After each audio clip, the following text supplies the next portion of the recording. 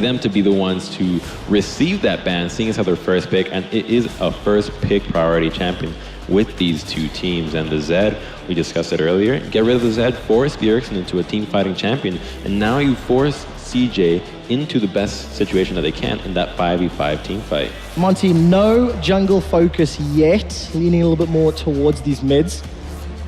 Ari, again, heavy mid focus. And not really a champion that Coco plays either. Again, Coco, when we think about him, it's usually champions LeBlanc, Ezreal. He's played a couple Orianna games, Jace, and Victor now had a big Victor game right before coming here. But yeah, that LeBlanc ban is going to be taken out quite early right here. So if you're in CJ's shoes, do you ban junglers at this point? Do you kind of just leave Rek'Sai up, let them first pick it? Or is Corki going to go for the first pick? How Korean is TSM going to play this pick ban process? Well, I think this hurts Team Solomid just a little bit more because of all those mid bans. Crumbs, you touched on the Thresh pick with the Janna still available. Is TSM considering this first pick? I think they're considering the first pick Janna. They're daring CJ to ban the Janna just because... But then what do they take else? If Janna is banned, what would be their first pick? Oh, you must take either the Rek'Sai or the Victor. As Monty has asked, how Korean are they? Are they Korean enough for the first pick Victor? Corki. First pick Corki. Because here's the thing that people may not know is the Thresh ban's a little weird actually, because Mad Life has spent this entire season pretty much just playing Janna and Nami. He hasn't really been there. He's had a couple Annie games as well, but when we think about Mad Life, old Mad Life is that big playmaking Thresh player. He's almost exclusively playing Pure Peel right now, so not really sure about that one. And I sure hope 40 seconds, let's theorize. Jungle picks are still up, top lane picks mostly still available, Janna's still available, Nami's still available. The pick of the litter, because this is a weird and wonderful pick and ban phase. Crumbs, what would be the right choice in your mind? I think that they should probably focus on taking a really strong mid laner. Now, hovering over the Ezreal, I think that might be a good pick, but you'd have to immediately commit to the Ezreal mid lane, and it really shows your hand. I think the Victor pick is actually a much better choice. No, I think taking Ezreal first, because the response will be the Corki pick, because if you try and run double AD where you have no magic damage out of your AD carry, you run a huge risk of being very heavily itemized against. So the Maokai is in fact going to be the first champion in this draft. That surprises me. But on the same token, there are so many priority picks. Somebody's going to get Rek'Sai, somebody's going to get Nidalee. Somebody's going to get Janna, somebody's going to get Nami, so I don't know. Mundo's still up for Shy if he wants to go that route, depending how the rest of these picks play out. I mean, he very much so can, because you now have a decent physical damage jungler that is not going to fall off in terms of damage and will be able to solo out many champions depending on the build. So the Rek'Sai, you know, it's such a powerful pick, and we have seen Rek'Sai just completely dominate games because when she gets ahead and can get those tunnels in the enemy's jungle, then she's just at every step of the way there, and it becomes incredibly easy to snowball on her and very hard to shut her down. Also, this gives CJ that mid-game power spike on the Corki, where they're not going to have to play as reserved as they did with that Kog'Maw composition earlier in the day, and it puts TSM in a rough situation, because when Corki is picked early, there's always the threat of that Ezreal for the double AD. You can run it with tanks, you can run it with many things, and it's all about that mixed damage. So coming in right here, unless TSM wants to try and take it away and put Turtle on it, which usually isn't ideal. He's a better mid laner, I feel, than an AD carry these days, unless you've got a really good flex plan with him. And there's going to be the Annie for the hard engage. So just tons of engage already for TSM. Now, actually, I think that I wouldn't be surprised by the Janna pick here from CJ, just because they're so comfortable with it. But seeing as how Wild Turtle's most played AD carry has been the Sivir, and you're going with a very hard engaged composition from the get-go, you know, you can hit one target with a lot of CC, the Annie, the Maokai, the long-range Nidalee Spear, getting that Sivir up there, which will have a favorable laning phase against the Corki, because Spell Shield, the Phosphorus Bomb, and now all of a sudden you find yourself pushing into the CJ tower in the bottom lane, and you take that advantage in terms of the tower pushing. So theorizing a potential Sivir for Wild Turtle, what does Bjergsen decide to play then in the mid lane? Some options for him to run through. Orianna, if they want to go the team fight comp, and with a couple seconds left on the clock here, CG Entus will most likely lock in this Dr. Mundo and the Leona. So hard engage out of both supports, throwing every prediction we made for disengaged supports out the window. I gotta show off a little with that Mundo pick, to be honest, because right off the bat you see, oh, is that gonna be a Sivir?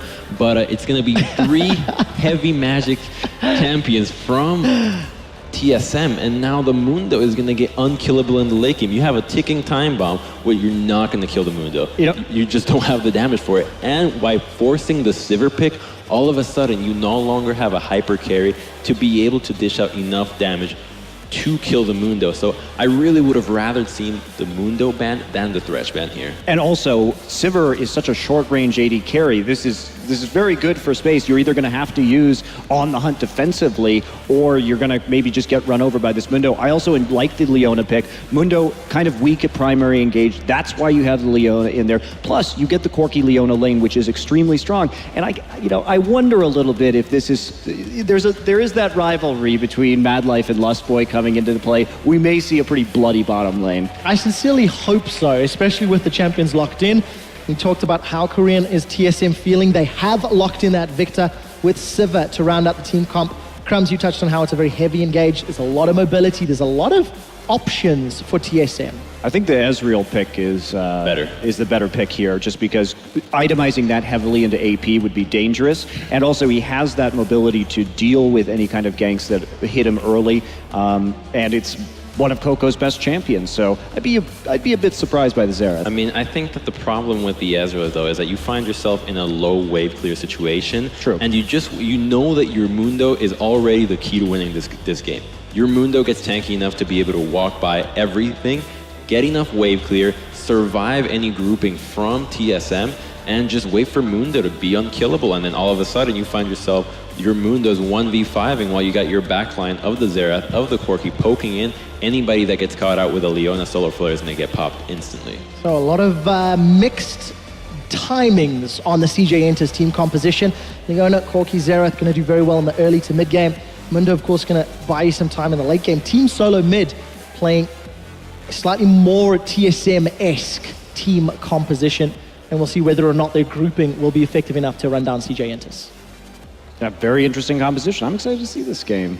I just feel glad that I felt really adequate saying, okay, they're going to go with the Victor, the Sivir, the Mundo, and it all worked out. Yeah, we will see. We'll be on the Rift in just a couple of minutes right after this.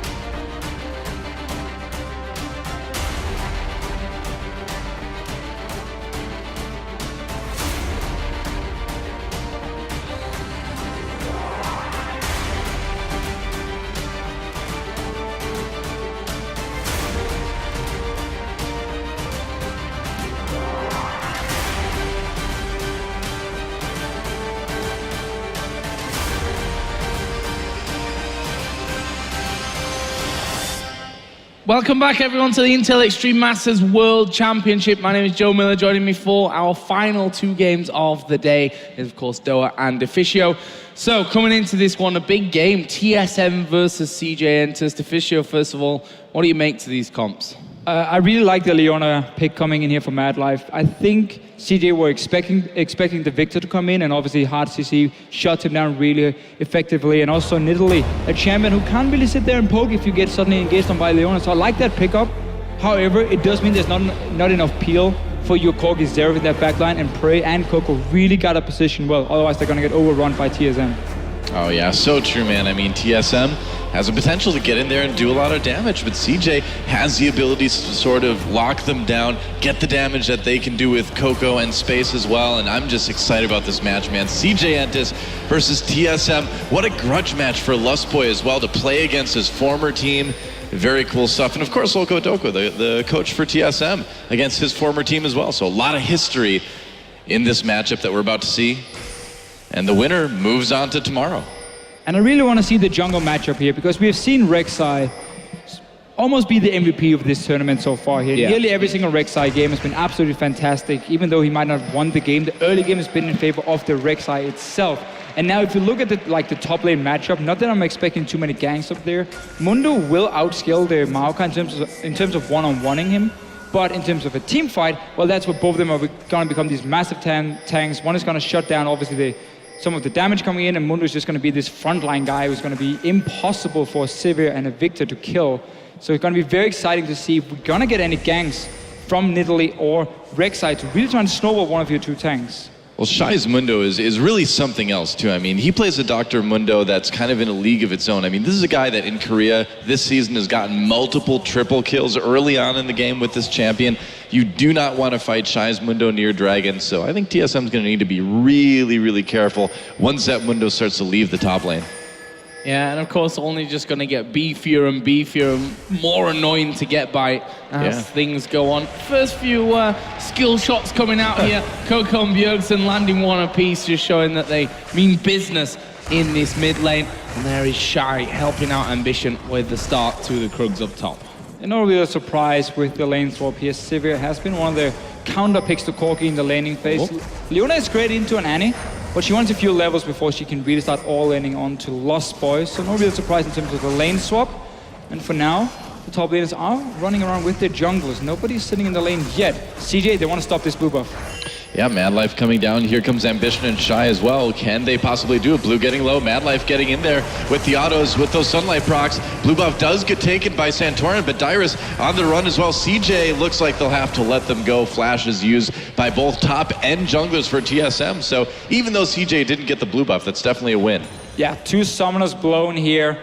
We see why teams normally don't start the buff on the side where the enemy dual lane has been sent and where your top lane is on his own, because you know there's going to be 4 guys on that side of the map. You've obviously seen the Sivir already sitting in the bottom lane, but Team Solomid managed to get the blue buff. No flash on your Nidalee, however, kind of slows down your early game pressure. See Wild Turtle left though, all alone down bottom.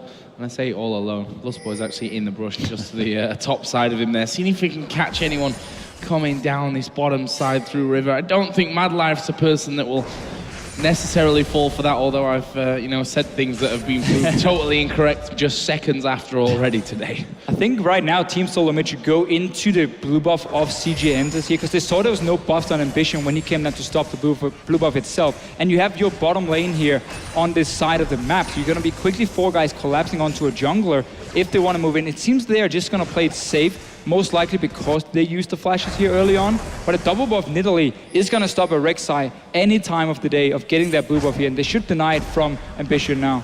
Yeah, well, there goes Santorin. He's coming in knowing exactly what you were talking about, and here comes Ambition to try to claim his blue buff. So will TSM be able to stop this from happening? You can see Ambition approaching that very carefully. Wild Turtle gets stunned by Madlife, takes some nice hits, and Shai starting to get a little bit more CS here. And you can see, because TSM can push up this bottom lane, Lostboy can roam up here, he can join in with Santorin, get a few wards down, and again keep denying this blue buff, setting Ambition behind. He won't be able to get any cams for himself. The Grump is there. This is a risky one. I mean, there's a ward to spot him. Yep. Santorin picked up that pink ward on his way back, obviously having to recall fairly early on. We see there 3 men from TSM going to start off this blue buff. What will Ambition try and do for this one? I think it's just going to be a case of having to give it up, and it will go over onto Santorin. So what's the reply? Nothing. Just a bit of poke back onto Wild Turtle, and nice little pick up there from Santorin early on. Yeah, real nice play, and he's not done yet. I mean, you're not going to get this Grump here, Ambition. You're going to keep being level 3. Santorin still staying around, double trap. And meanwhile, I mean, Dyrus has just gone to the top lane. He's one-on-oneing a Corki. There's no real XP advantage for Space just yet. Oh, sorry, there's a level 5 for him, so there's an XP advantage, but for Darius' case, he's going to try and pick up some farm at least here and catch up. Yeah, he's taking a lot of damage from space, of course, so he will be slowed down just a bit, perhaps level-wise, perhaps gold-wise as well. But being on that Maokai too, that does give you a lot of late-game strength. So it's something where even if you're kept back a little bit early, it's not necessarily the end of the world, you know? No, that's very true, and we have seen Maokai's in lane swap to go Catalyst and just build like Frozen Heart, Spirit Visage from there, and then maybe get a Righteous Glory for himself. So you can build these not, you know, full tank straight away builds, but still where you don't go for like Rod of Ages, a fairly expensive first item, and get pretty tanky going into the mid game despite being denied quite some farm. But here for Darius, because the lane is pushing down towards him, and of course he's in a one-on-one situation, he should get most of the farm. At least we'll get all the XP. Yep, certainly seems that way. Yeah, his farm there's pretty much level if you look at that as well, so not certainly that bad for him. Just needs to be careful how far up that lane he actually comes, especially now that we have seen Mad Life join space on the top side of the map. And in fact, Ambition is also top side as well. So needs to be just a little bit wary of that one. Got no vision because of the fact that he's been pushed back for so long. Mid lane is also fairly even at this point, 48 to 42 CS. And we see that space is just keeping Darius as far away from that minion line as possible. But Ambition is coming. Yeah, I want to see if CJE wants to dive on it. It's going to be fairly risky on a level 5 Maokai, but they have a lot of CC with the Leona pick. But by having Mad Life here on the top side, it means Mundo is on his own in the bottom lane against double range, so TSM can push that lane in fairly easily and get quite some damage on the tower, and also opening up for Lost Boy to roam around, get more deep wards here. So the bottom side of the map clearly belongs to Team Solomid, while CJE and have taken over the top side. Still, this bottom lane tower will take quite some damage with Shy being on his own. Wow, Lost Boy and Santorin lurking in the jungle trying to maybe catch Ambition. But he's going to see him, of course, with that Tremor Sense. Hard to hide from Rek'Sai, isn't it? It's a bit tough, at least. Yeah. One of the reasons she's so good, I mean, you don't even need wards in your own jungle. But if you are getting camped here, the only way to do it if you're standing still and basically in a bush, and obviously the Rek'Sai won't be able to see you. But Ambition now. Teemo hard counter, right? I think CJE has realized that they couldn't really do anything in the top lane, where the Maokai is already quite tanky, just from the levels itself, and have to go down here to try and defend this tower. So small advantage in this lane swap in terms of tower damage for Team Solomid, but Shy has been picking up quite a lot of farm on Mundo already. Yeah, up to 40 to the 33 currently of Darius, and there is actually Mad Life diving in on top of Lost Boy. The question is, do they want to follow this one through? Wild Turtle already doing decent amounts of damage, especially if he gets his boomerang across like that, but they're certainly holding him away from that tower fairly decently at this point. Yeah, I mean, if you look at this 3-on-3, there's certainly a lot more damage coming out of TSM overall right now as they continue to push this lane up. Mad Life, it's interesting to see him on that Leona. It's not a champion that we've seen him play a whole lot of lately, but here we go, going in again, jumping onto Santorin. The tower does go down. Santorin goes down as well. First blood going over Ambition, and they're not done yet. Shy getting low, but he's going to pop that ult. He just hit level 6, and so no danger there for CJ. And a flash for Ambition, trying to go in on the Lust Boy. They will. Mad Life picks up that kill. So even though TSM picked up that turret, CJ returns with 2 kills of their own. Bjergsen looking to make a play on a Coco here. I was about to say I really liked how Team Solomid were pushing the bottom lane. That basically forces Mad Life on Leona to sit and try and defend under the tower, not roam around or try and make aggressive plays on his own. And then Engage comes in, 2 kills for CJE. Yes, they lost the tower, but they can be fairly happy with these 2 kills here, as long as TSM is not able to quickly rotate the Wild Turtle into a different lane, where he can then push another tower, because he's sitting on a BF sword, and before Corgi hits that Trinity Force, he won't really be able to stop any pushes, and that's where you could use Sivir now to really fast push another lane. Top lane could be the go-to target. Again, Mundo doesn't really bring any wave clear to the table. Yeah, you know, I mean, we talked a little bit earlier about Dyrus's itemization too, and it looks like he did pick up that Catalyst, so playing it safe, just kind of farming up and getting ready for the late game, so wise moves there. And we see as well that duo you were just mentioning from TSM, will they change things around now that that tower's down? Actually, they won't, and Lustboy is going to phase check there into space, and that is a lot of damage coming out with that Sheen already in position. Mad Life going to come across, but he misses the Zenith Blade onto Wild Turtle, and that should be the end of that one, at least for now. Maybe some tower damage though for CJ. And this is a big thing here for CJE, and it's because Space has been getting free XP and farm in this top lane. He's level 8 at the moment, so level 6 or now 7 of Wild Turtle, level 4 only for Lost Boy. So he's extremely strong just from levels, and that's why he can make up for this BF sword here on Wild Turtle and simply take a fantastic trade for him. Lost Boy obviously face checking. This should also mean that there won't be any dragon started right away from Team Solomid, despite them getting that early tower, and instead fairly standard lanes, just 1 tower down and 2 kills for CJE. That's all we got in this lane swap here, and now a Corki, which is, well, who is very far ahead in terms of XP. You know, well, we've been seeing too, independent of all this, that Bjergsen's gotten a pretty huge CS lead over Coco in the mid lane. They've been left more or less alone, and that's allowed Bjergsen to use that upgraded E, but now he's getting jumped on by Mindlef and Ambition. Ult activated by Coco. Bjergsen manages to flash out, chasing CJ back now with that Chaos Storm. Oh, and the spear does a lot of damage for Santorin, but Bjergsen getting out of that 1v3. Big escape there for TSM. Look at the setup though by CJE. They had placed the pink ward in the river after they got back to this bottom lane with the extremely strong Corki, so they knew they had a clear path from the bottom lane to the mid lane to set up this gank here, but nice reaction from Bjergsen. Sure enough, Ambition managed to stay alive. Had to blow his flash and cleanse, however. Yeah, well, I'd say it's worth it. I mean, you want to kind of keep that ball rolling, keep the lead going in the mid lane. Picked up that Negatron cloak, so it looks like Bjergsen's going to go for that Abyssal Scepter as a first item, which is something that we've seen on Victor a few times. Yeah, we often see it obviously against so much magic damage when you have a Corki Xerath, even a Mundo from CJE here. It does mean, however, he's going to delay and potentially not even get a Morel Nomicon, which is fantastic against the Mundo, and also the cooldown reduction is so important on Victor. I want to see how he builds, because I've seen Abyssal Scepter into like Deathcap Void Staff, where you simply skip that Morel Nomicon, which you can debate, is it worth it, is it not? I mean, you're going to stay in the backline anyway, you have your cleanse against Leona here, so you should be able to dodge around the damage, and your job is now killing that Mundo with your AD carry, so that's where the Morel Nomicon will be very important later on, so let's see if Bjergsen wants to pick it up or not. There's that pink ward spotted out and removed. Similar will happen down on the back of the Dragon Pit, and are they going to go for this one? The funny thing is, Santorin is currently recalling, so won't be anywhere close, and this is basically a free dragon for CJ. Yeah, TSM not having any trouble, or actually CJ rather having no trouble taking that dragon. And again, you know, I feel like this is an okay one for TSM to give up too, because we've seen in the past what CJ with this Mundo has been able to do. So yeah, I'd say better just kind of let that one go, let Bjergsen continue to sort of build up that lead in the mid lane. Yeah, you had no summoners on your Victor in the mid lane, so it would be fairly easy for Madlife to target him with his ulti and just straight up engage onto Bjergsen and lock him down. And really this pressure on the bottom side of the map from CJ simply comes from taking space with all that free farm and XP, take him down to the bottom lane. He got level 9, so he got the max rank on his Q, and he's just been so strong that he's been giving them that lane control. We've seen ganks in the mid lane now, we've seen Dragon being taken as well. Nice setup and nice early game by CJ after this swap back from this swap. Yep. From his lane swap. Yeah. Swapping the swap. Loads of swapping going around. They are now finally moving Turtle to this top lane with Lost Boy as well. Looks like the recall will coming from Dyrus after that little fight with Shy up top, where he did use his ultimate.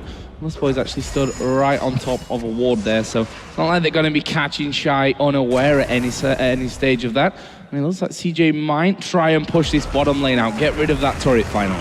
Really like this play by Wild Turtle and why we highlighted it earlier that you can move this Sivir around once you get an early tower down in a lane swap, because again, Mundo is not going to do anything to defend it.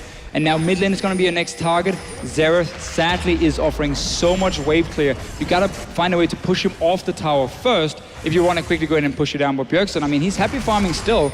And as long as he pushes the wave into the tower, he will get a little bit of damage every single time. And then it's just a quick rotation and you take it down. Yep, he's been eventually doing it. And that's kind of what you do on this Victor, is just use that empowered E. Just push down that mid lane over and over again while you try to not die. Oh, the stun barely avoided by the end of that recall. Madlife going in onto Santorin, and the ult activated by Coco as well. Wow, easy kill there for CJ. And that's that power of the Leona coming in and just being able to make the ult so easy for Coco. Lost Boy, meanwhile, going on a magical journey, even though Bard is not available in this tournament. Not exactly the same type of magical journey. He's going to go down. Ambition backing up right now, trying to get out of this Wild Turtle. Bjergsen gang Coco defending with the damage, and here comes the teleport now for Dyrus. gets there. Can he get onto Coco? Well, they force the flash. Here comes Madlife, though. He wants more. Flash is ready as well for him. Wow. Yeah, onto Dyrus. Okay. Look at the damage coming back there. Wild Turtle will destroy him. And that did not go to plan for CJE Entus. They saw the TP coming down and thought that they could fight it, but maybe underestimating TSM's damage there. Welcome to League of Critical Hits. Welcome to Victor as well. Yeah, Insane amount of burst damage, but that whole setup was a little bit weird because Bjergsen was recalling and they saw him recalling in the bush, and then Centurion and Lost Boy was suddenly caught in the jungle of CJ, obviously all alone. There was some easy kills for them in the start, and a bit of a mistiming from Team Solomid. When your mid laner recalls, you do not go into the enemy jungle and play some water. It's way too risky. Even I had to admit that was a bit too bloodthirsty. I don't do that much, but in that case, Not much. Yeah, when you're the support and, you know, before the, right after the tier 1 goes down, you're taking damage from the inhibitor turret. We may be a little bit too far in. Yeah, a bit deep there from Lost Boy, but I don't think he really had many options as to where he was going to run at that point. They are challenging once again on the blue buff spawn here. Well, let's see how this one goes. There is a smite available for Ambition, but it's probably not going to the mid laners, but actually will be picked up there at the end by Ambition. Madlife here is surely going to go down. He will. It's Wild Turtle. I guess that one can't really lock any more up. Lost Boy actually did throw out Tibbers there, but not sure if he wasn't charged up there. His stun, I believe it wasn't, because he dropped it right on top of him. Well, I mean, Madlife tried to come in for a flank, tried to make something happen, but CJ was just a little bit too separated for him to capitalize on that. And again, as soon as he engages, you see how Team Solomid, they back away slightly here, they single him out first, and then simply say to CJ, if you want more damage here, your Corki, your Xerath, they gotta move a bit closer in here, and then potentially we can turn around on you. So Madlife twice now, being the guy to engage, and he's gone down. Nice little flash Q from Lost Boy to get the last amount of damage. Perfect timing for him. This game so far, close to say the least. TSM with a 700 gold lead, mainly due to the amount of farm that they've got in that mid lane. Of course, they did lose the first dragon there to CJ, so we'll see if they decide to fight when the next one comes up here in 1 minute and 20 seconds. And they may well do now that a couple of items are coming down. If I quickly look at gold, there's 2,300 gold for Wild Turtle to spend, so that'll probably be a decent time for him to go home, although Space also had just finished off that Trinity Force. Yeah, but should be Infinity Edge for Wild Turtle, potentially the Average Blade as well if he's going for Static Shift second. He did go Phantom Dancer earlier. Seen that quite a few times from him. Often depends on just how much gold you have on your first pack. If you can get your seal, you go for that one, and then you open up for Phantom Dancer. We can see here, it's picked up by him. I mean, next time he backs, if he has enough for it, he will get the Phantom. Otherwise, you just go Static Shift. And honestly, it's all about getting that instant power on these AD carries here. You want to get your second item to boost up your Infinity Edge. Right, there we go. CJ finally taking that bottom turret. That's their first of the game. So striking back with an objective of their own right before Dragon comes up. About 30 seconds remaining for that. And by putting this pressure on the bot lane, they should be able to maybe get in there, get a little bit of vision around Dragon and try to get their second one, because with the pressure that TSM has put on early, being able to counter by getting those Dragons is really nice for CJ. Yeah, because we see two teams running so much hard engage in terms of their supports and big frontline tanks as well, it's very important you pre-plan your objectives and you move into a dragon before it spawns, and then you set up your wards, have 1 or 2 ping wards put up first, because if you don't have any vision control around the dragon itself, you cannot face check against Annie or Leona. Both will be able to single you out, get a perfect engage for whatever team has set up the control, and therefore you have to forfeit that objective. For now, Team Solomid has moved in here because Shy was still pushing that top lane. Dyrus is down here trying to fight for vision, and honestly, CJ, seems like they're happy just trading a top tower for Dragon. Yeah, leaves them at 1 apiece on the Dragons. And of course, 2 for 2 in turrets as well. And with that, CJ now regaining that gold lead. And it looks like they may try and put some damage onto this mid turret. Shy seemingly will come across again. And Corki, to be honest, ripping through this turret there with that Trinity Force in. Ambition did just come around to join them as well. But it looks like they will be forced away, at least for now. And this really is just this Corki power we talk about so often, how good these Korean teams are using the power spikes. From getting a over-farmed or over-leveled Corki, that was the first step of getting a lot of pressure on one side of the map for CJ. They used it to gank the mid lane, used it to get at least some farm and some damage on the bot lane tower. And then the next one is, of course, when you get your Trinity Force, that's the next step. That's where you're looking to keep pushing in and get the global gold. They've been using it 2 towers now for them. Shy obviously picked up the last one.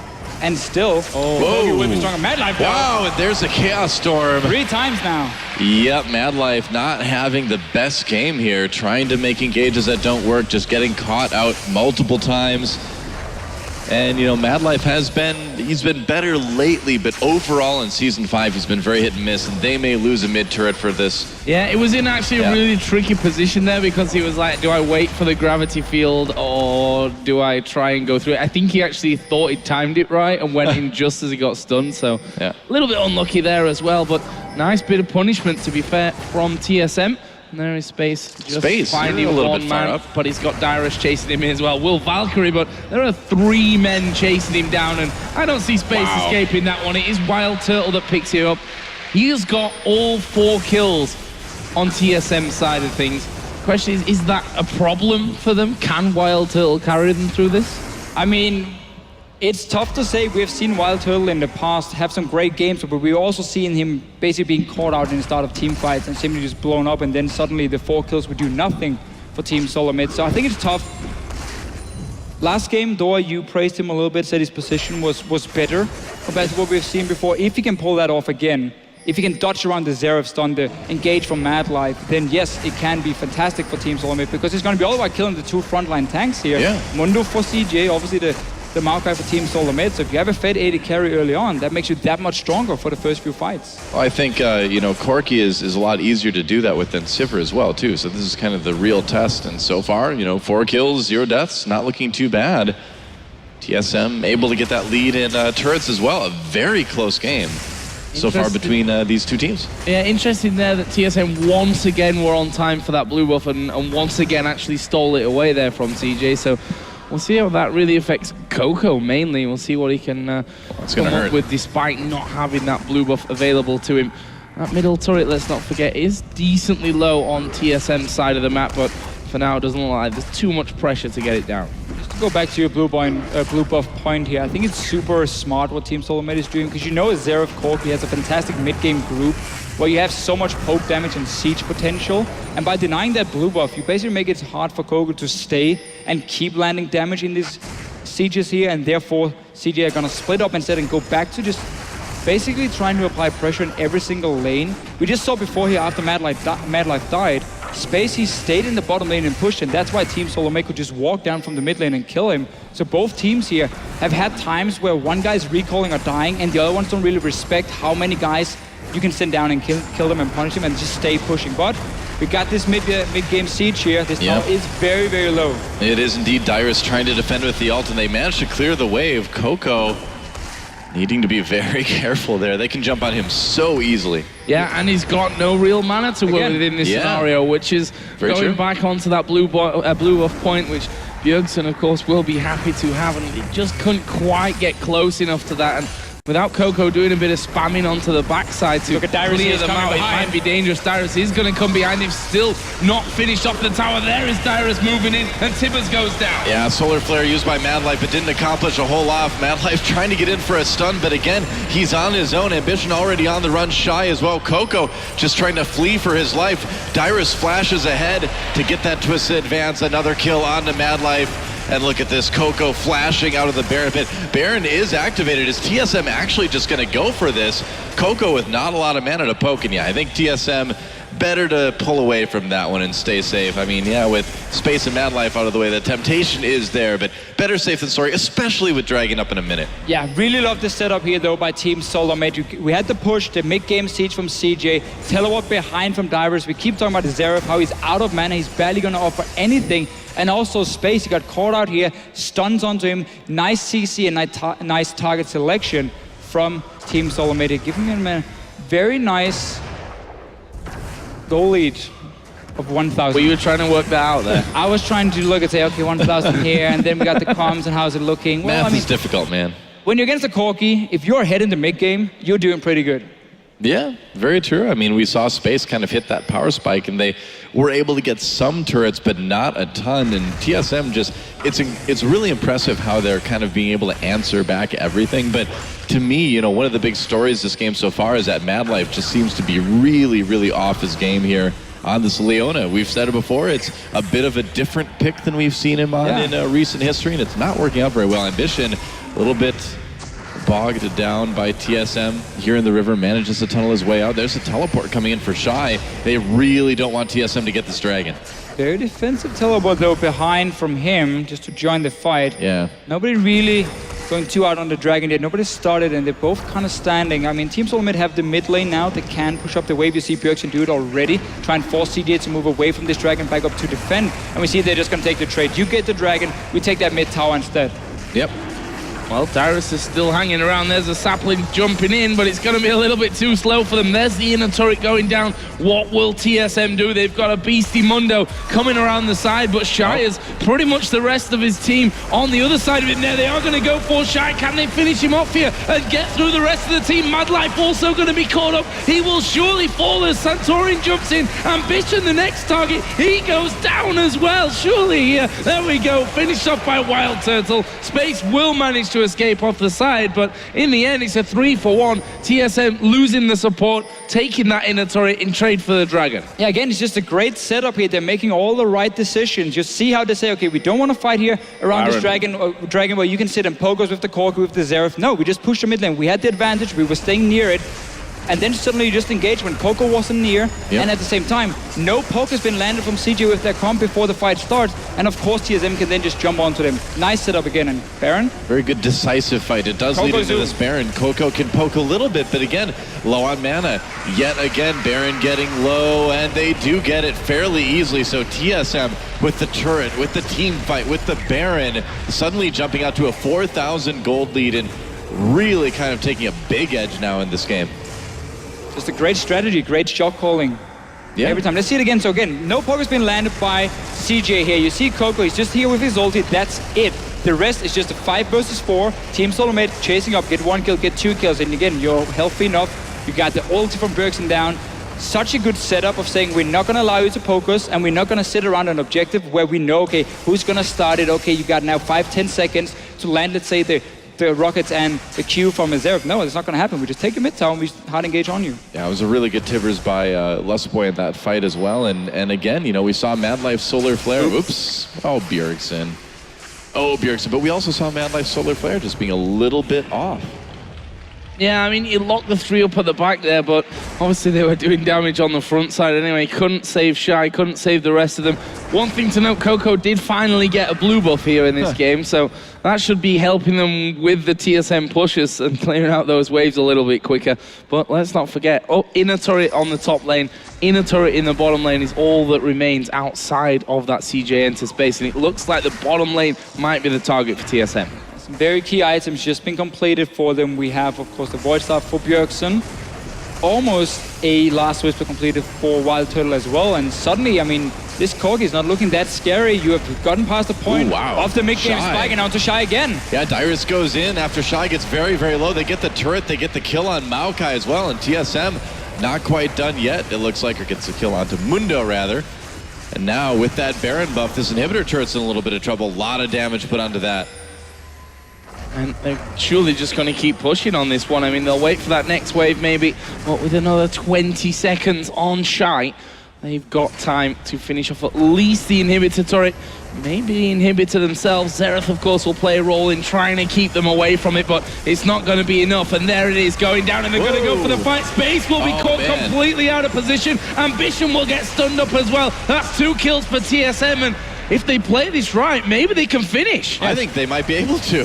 They got the tip as well, just died there. This tower's gonna go down. Look at that, first Nexus turret out of the way. Shy down, only Coco up. Space still 20 seconds away. Madlife goes in deep, gets blown up immediately. Wild Turtle tanking that Nexus turret. They're gonna take out Coco as well. And guys, at 29 minutes, can you believe it? Team Solomid takes down CJE Entus. They're moving on. GG. Wow.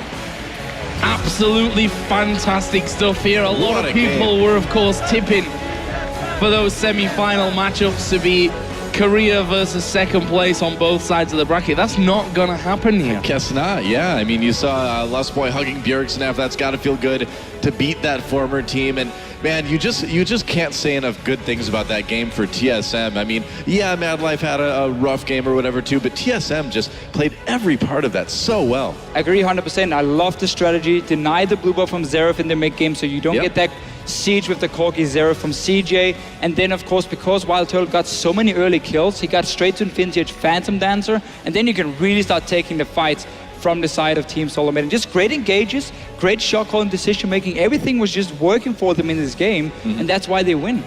Well, first place out of the group for TSM, taking down CJE Entus, who of course still have a chance tomorrow where they'll face the winner of World Elite and Gambit. That game will be coming up next, but for now we're going to move over to the analyst desk to break